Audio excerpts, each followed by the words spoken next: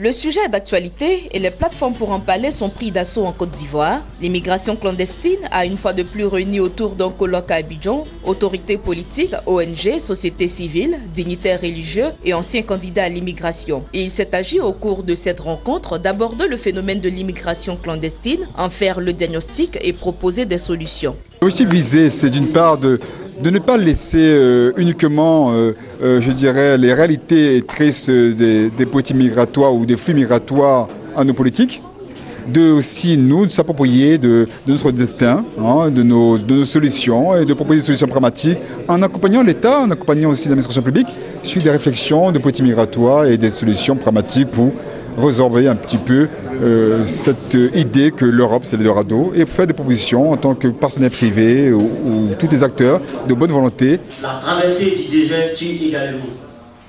À pareille rencontre, les participants restent toujours édifiés par les témoignages d'anciens candidats malheureux à l'immigration clandestine. C'est le cas de Bamba Mohamed qui a expliqué sa tentative infructueuse de se rendre illégalement en Italie au péril de sa vie. J'ai vécu le multiple difficultés, missions liées à les braquages, les abandons sur le désert durant un certain nombre de jours, je dirais bien 21 jours que j'en ai vécu et d'autres sont tombés malades. Et je dirais bien qu'à travers ce voyage, les images que nous voyons, les vidéos que nous voyons, qui sont des faits réels. Le colloque a également permis de situer les responsabilités. Elles sont diverses et partagées aussi bien par les candidats à l'immigration que par l'ensemble de la société civile. Les communautés religieuses fortement représentées à cette rencontre ont pris l'engagement de sensibiliser à leur niveau sur les risques liés à ce phénomène. Et nous savons que nous perdons beaucoup de nos bras valides dans les océans, au Sahel et dans bien d'autres endroits pour aller à la recherche d'un mieux-être.